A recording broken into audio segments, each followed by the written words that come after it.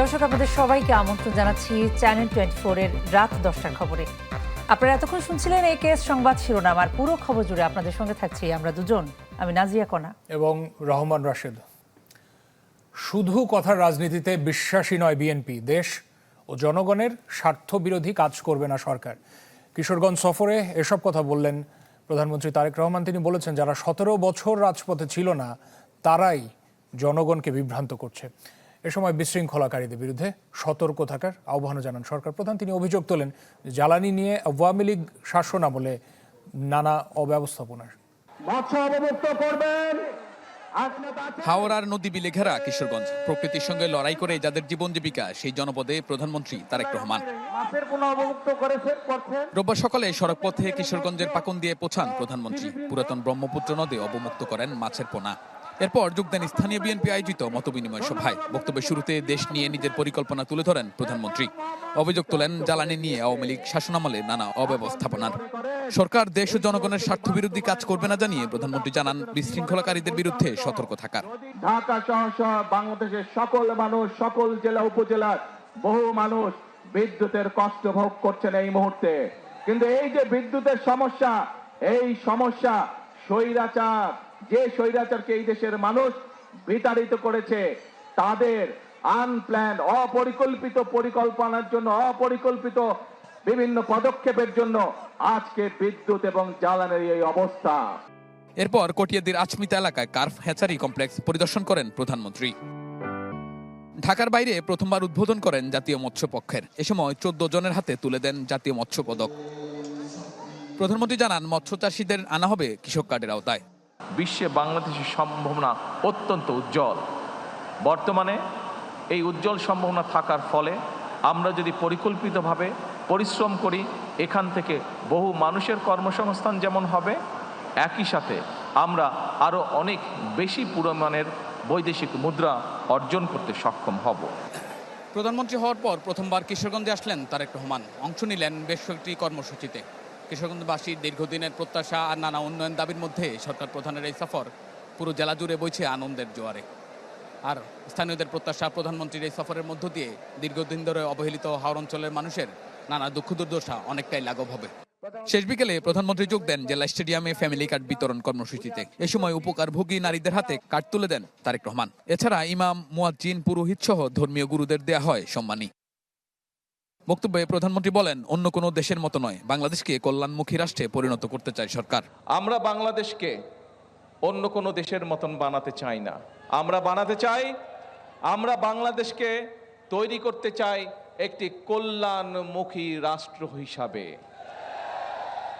যেই রাষ্ট্রে কম বেশি প্রতিটি শ্রেণীর মানুষকে রাষ্ট্র তার সামর্থ্য অনুযায়ী সাহায্য করবে, সহযোগিতা দিবে। যেই রাষ্ট্রে প্রত্যেকটি মানুষ, প্রত্যেকটি শ্রেণীর প্রতিটি মানুষ তার মর্যাদা অনুযায়ী তার প্রাপ্য রাষ্ট্রের কাছ থেকে পাবে। দিনব্যাপী সফরে শোলাকিয়া ঈদগাহ মাঠের উন্নয়ন প্রকল্প উদ্বোধন ও বৃক্ষরোপণ কর্মসূচিতেও যোগ দেন প্রধানমন্ত্রী তারেক রহমান। শাহনেওয়াজ বাবলু, চ্যানেল 24, কিশোরগঞ্জ। প্রধানমন্ত্রী তারেক রহমানের ভারত সফরের আগে অনুকূল পরিবেশ চায় বাংলাদেশ, কথা জানালেন পররাষ্ট্র মন্ত্রণালয়ের মুখপাত্র একেএম শহীদুল করিম। তিনি বলেছেন, সফরটির জন্য কয়েক সপ্তাহ ধরে কাজ করছিল দুই দেশ। তবে মৃত্যুদণ্ডপ্রাপ্ত আসামি শেখ হাসিনার বক্তব্যের কারণে নষ্ট হয়েছে পরিবেশ। এ মাসেই দিল্লি যাবার কথা প্রধানমন্ত্রী তারেক রহমানের, জানিয়ে যোগাযোগ রক্ষা করে চলেছে ভারত বাংলাদেশ। গণমাধ্যমে খবর হয়েছে একাধিক। সফর আয়োজনের সম্ভাব্য দিনক্ষণও প্রস্তাব করেছে মোদী সরকার। এমন পরিস্থিতিতে রোববার ব্রিফিং ডাকে পররাষ্ট্র মন্ত্রণালয়ের মুখপাত্র জানান, মানবতা বিরোধী অপরাধের দায়ে ফাঁসির দণ্ডপ্রাপ্ত শেখ হাসিনা 5 আগস্ট দিল্লিতে যেভাবে প্রকাশ্য সংবাদ সম্মেলনে কথা বলেছেন, তাতে এই প্রক্রিয়ার বিনষ্ট হয়েছে। Officials of Bangladesh and India have been in touch with each other for several weeks on the possibility of a bilateral visit by Honorable Prime Minister Mr. Tariq Rahman to India. However, this process was vitiated by the open press interaction in New Delhi on 5th of August by Sheikh Hasina, who has been convicted by the International Crimes Tribunal for committing crimes against humanity.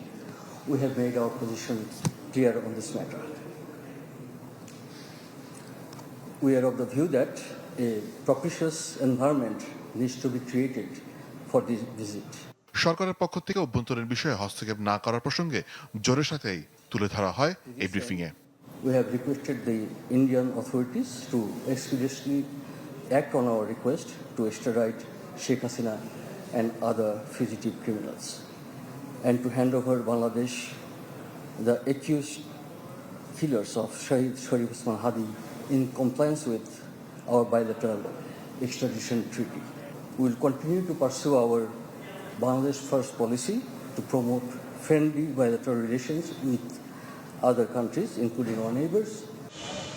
এদিকে পররাষ্ট্র মন্ত্রণালয় সূত্র জানায় আস্থার সংকট কাটাতে দিল্লির পদক্ষেপের অপেক্ষায় থাকা। দিল্লিতে এফসিসির আয়োজনে শেখ হাসিনার বক্তব্যের পর আরও জোরালো দাবি রাখে বিষয়টি। মোর্শেদ হাসিব, চ্যানেল 24, ঢাকা।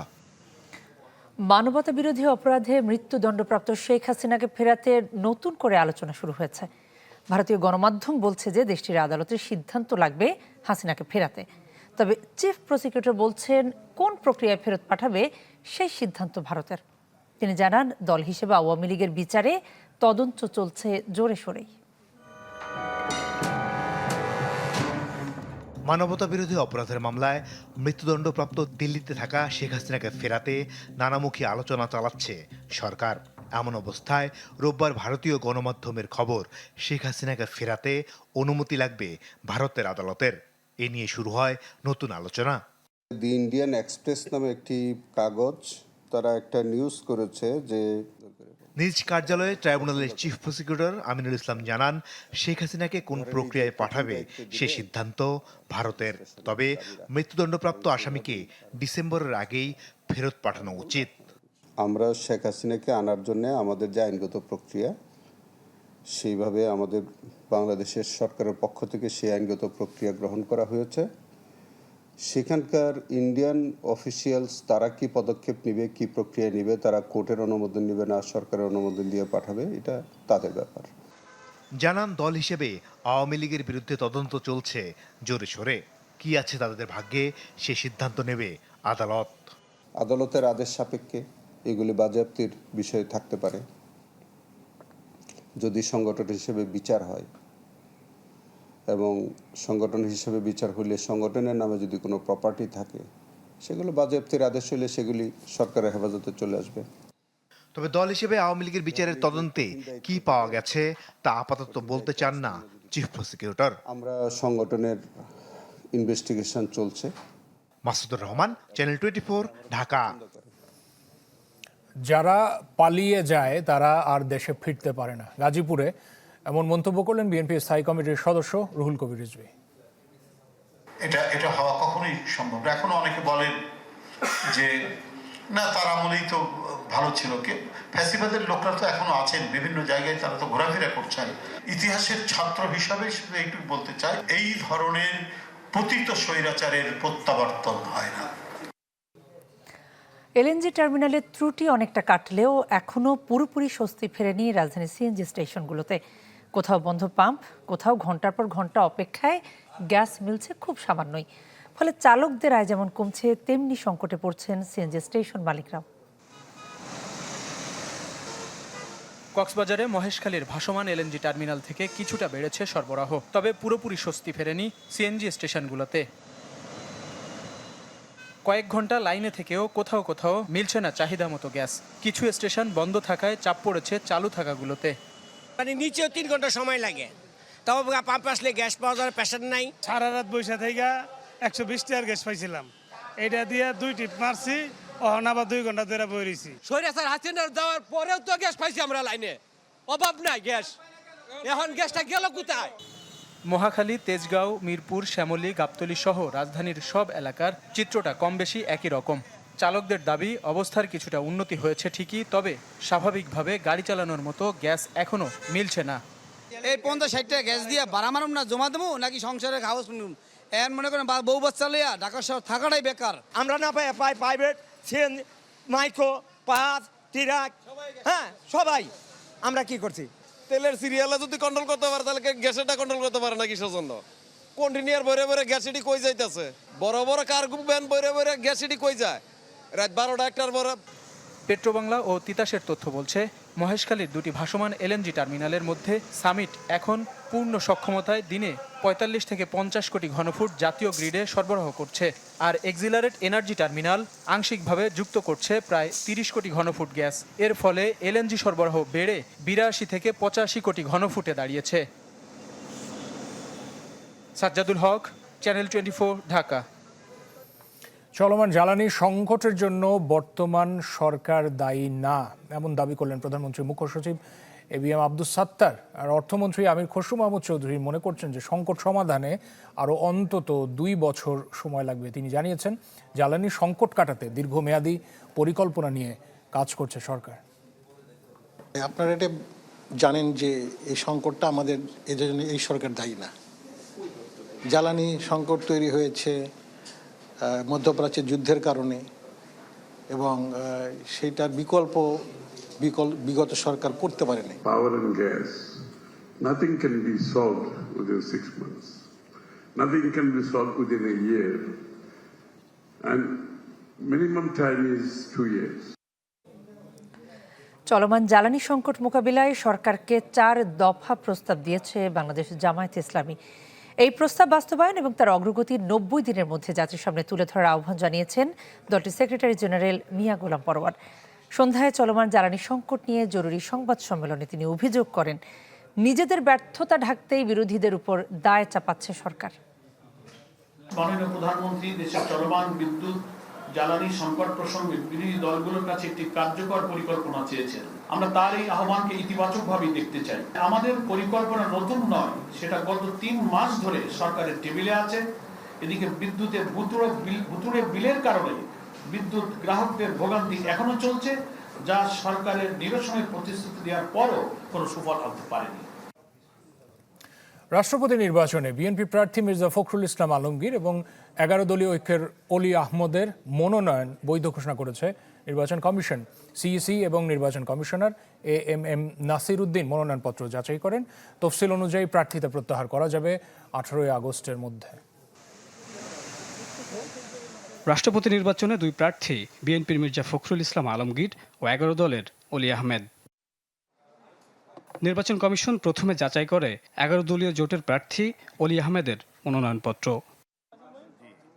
যাচাই শেষে 11 দলীয় জোটের প্রতিনিধি ও জামায়াত এমপি মোহাম্মদ আব্দুল বাতেন বলেন, অলি আহমেদের পক্ষে দেয়া 2টি মনোনয়নের প্রথমটি বৈধ হওয়াতে দ্বিতীয়টি আর বাছাই করা হয়নি।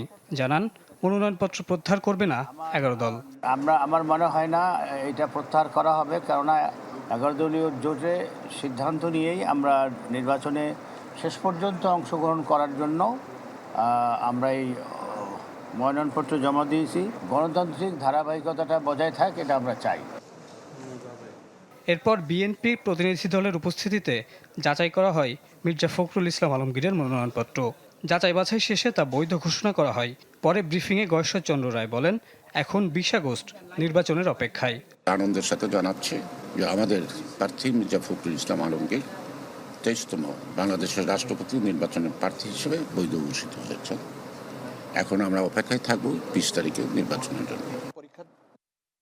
সবশেষে 2 প্রার্থীর মনোনয়নপত্র বৈধের আনুষ্ঠানিক ঘোষণা দেন ইসির সিনিয়র সচিব। এখন 2টাই মনোনয়নপত্র ভ্যালিড, এবং আগামী 18 তারিখ হচ্ছে আপনার মনোনয়নপত্র প্রত্যাহারের দিন, এবং 20 তারিখ আগামী 20 তারিখ বিকাল 2টা থেকে বিকাল 5টা পর্যন্ত নির্বাচন। ঘোষিত তফসিল অনুযায়ী 18 আগস্ট পর্যন্ত রাষ্ট্রপতি নির্বাচনের মনোনয়নপত্র প্রত্যাহার করা যাবে, আর সংসদ কক্ষে ভোট হবে 20 আগস্ট। মোহাম্মদ শফিক, চ্যানেল 24, ঢাকা। কক্সবাজারে রাতের আধারে দখল করে নেওয়া হয়েছিল হোটেল মোটেল জোনে 3 একরের সরকারি প্লট। অভিযোগ ছিল যে এক মন্ত্রী সিকিউরিটি গার্ড পরিচয় দেওয়া ব্যক্তির নেতৃত্বেই শত কোটি টাকার প্লটটি দখল করা হয়, যাতে বিএনপির বেশ কিছু নেতাকর্মী জড়িত বলে অভিযোগ আছে। ব্যাপক সমালোচনার মুখে 2 দিন পর সেটি দখলমুক্ত করেছে জেলা প্রশাসন। টিনের ঘেরাও দিয়ে সরকারি প্লট দখল। শুক্রবার রাতের আধারে কক্সবাজার সুগন্ধা পয়েন্টে প্রায় 3 একরের জমিটি দখল করে নেয় একটি চক্র। স্থানীয়দের ভাষ্যমতে হঠাৎ করে ৩০ থেকে ৪০ জন গিয়ে প্লটটি ঘেরাও দিতে শুরু করে, যারা পরিচয় দেয় বিএনপি নেতাকর্মী হিসেবে। এই কাজে নেতৃত্ব দেয়া রাসেল নামের এক ব্যক্তি সরকারের মন্ত্রী সালাউদ্দিন আহমেদের সিকিউরিটি গার্ড হিসেবে পরিচয় দেন বলে দাবি স্থানীয়দের। সালাউদ্দিনের নাম বলছে আর কাজল সাহেবের নাম বলছিল, এরা দুজনের নাম বলে এই কাজগুলো করছিল রাইতে 3:30 বাজে। সালাউদ্দিন ভাইয়ের নাম ব্যবহার করতেছে, ওদের মতন ওরা করে করতেছে, আমরা এটা জানি না। আসলে এর আগে ছিল না, কালকেও ছিল না, আজকে রাইতেই করছে এগুলো।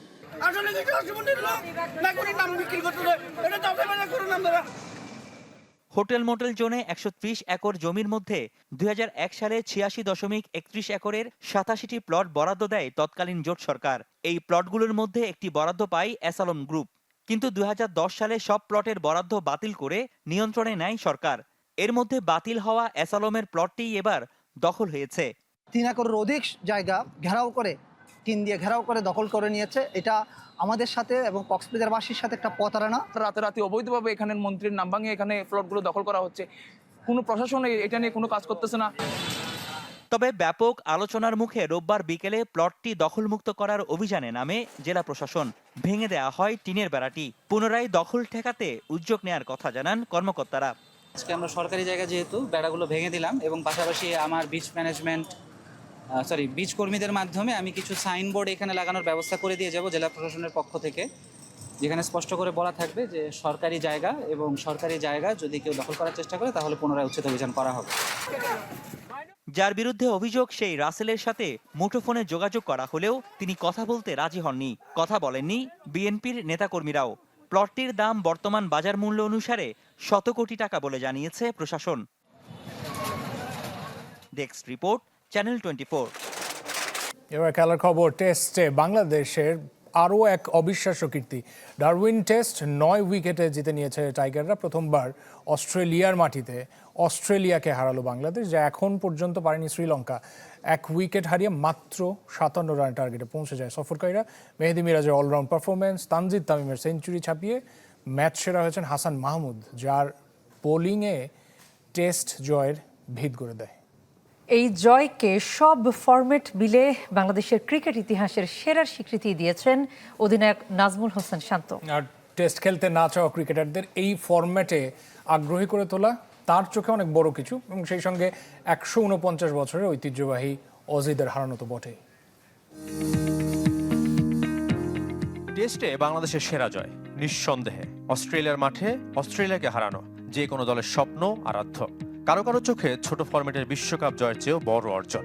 অধিনায়ক সরাসরি বলে দিলেন যে কোনো ফরম্যাটে বাংলাদেশের সেরা জয়। আমার মনে হয় যে বাংলাদেশ ক্রিকেটের অল 3 ফরম্যাটস মিলে আমাদের অনেক বড় বড় জয় আছে, বাট আমি বলবো যে সোফার এটা সব থেকে বাংলাদেশের বড় একটা জয় এবং এটার পেছনে অনেক পরিশ্রম ছিল। সো আমি মনে করি এটা বাংলাদেশের ইতিহাসের সব থেকে বড় জয়। শ্রীলঙ্কার মতো দলও অস্ট্রেলিয়ার মাটিতে এখনো কোনো টেস্ট জিততে পারেনি। পাকিস্তান সবশেষ জিতেছিল 1995 সালে। আর একবিংশ শতাব্দীতে এশিয়ার দল হিসেবে অজিদের মাটিতে তাদের হারানোর কীর্তি ছিল শুধু ভারতের। সেই তালিকায় যুক্ত হলো বাংলাদেশের নাম। জয়ের পরে অবশ্যই সেলিব্রেট করা উচিত। এ ধরনের মোমেন্ট আমাদের ক্রিকেট লাইফে খুবই কম আসে। খেলা হয়েছে প্রায় 11 সেশন, যেখানে সব কটিতেই আধিপত্য টাইগারদের। এমন দলীয় পারফরমেন্সে মুগ্ধ অধিনায়ক। ডে 1 থেকে ডমিনেট করেছি, এটা অবশ্যই গর্বের একটা ব্যাপার এবং সবাই যেভাবে পরিশ্রম করেছে এবং যার যে রোলটা ছিল সবাই যেভাবে ওইটা পালন করেছে ওইটারই ফল আমরা পেয়েছি। বাংলাদেশের পেস আক্রমণ এই জয়ের অন্যতম বড় কারণ। 5 বছর আগেও যেখানে বাংলাদেশ পেসারদের টেস্ট খেলার আগ্রহ ছিল কম, এখন তাদের মানসিকতা এসেছে বড় পরিবর্তন। না, আমার man of the match to be very honest Bangladesh team. সবাই কোনো না কোনো জায়গায় কন্ট্রিবিউট করেছে। আমার চোখে অবশ্যই তামিমের প্রথম 100 এটা অবশ্যই স্পেশাল মোমেন্ট ওর জন্য। মাত্র সেকেন্ড টেস্ট খেলতেছে। মিরাজ এরকম পারফর্ম এর আগেও অনেক করেছে এবং এই কন্ডিশনে এসে ব্যাটিং এবং বোলিং যেভাবে করলো এটা আউটস্ট্যান্ডিং। এই টেস্টের আগে 5 দিন খেলার লক্ষ্য নির্ধারণ করেছিল বাংলাদেশ, সেটা পূরণ হয়নি। তার আগেই লক্ষ্য পূরণ। এবার আরও বড় স্বপ্ন দেখছেন নাজমুল হোসেন শান্ত। টেস্ট টিমটা আস্তে আস্তে ভালো অবস্থানে যাচ্ছে, অপরচুনিটিস আছে। এই অপরচুনিটিসগুলো আমাদের কাজে লাগাইতে হবে এবং আমরা যেভাবে ক্রিকেট খেলতেছি আমরা যদি এই অপরচুনিটিসগুলো কাজে লাগাই অবশ্যই ওই জায়গায় যাওয়া সম্ভব। ঢাকায় 22 আগস্ট শুরু শেষ টেস্ট। ইতিহাসের পাতায় আরও বড় অধ্যায় যোগ করার অপেক্ষায় বাংলাদেশ। শাফাত মিদুল, চ্যানেল 24। বাংলাদেশের জয়ের আনন্দ ছুঁয়ে গেছে প্রধানমন্ত্রী তারেক রহমানকেও। কিশোরগঞ্জ যাওয়ার পথে ব্যস্ততার মাঝে ভিডিও কলে কথা বলেছেন বাংলাদেশ দলের ক্রিকেটারদের সঙ্গে। অভিনন্দন জানিয়েছেন, নিয়েছেন খোঁজ। পুরো দেশ ক্রিকেট টিমের জন্য অপেক্ষা করছে বলেও জানান প্রধানমন্ত্রী। বাংলাদেশে অপেক্ষা করছি আপনাদেরকে ওয়েলকাম করার জন্য। সবার শরীর ভালো আছে তো? সবাই ইন গুড হেলথ? একটু হবে, হ্যাঁ স্বাভাবিক। আসেন, আপনারা সবাই সুস্থভাবে আসেন।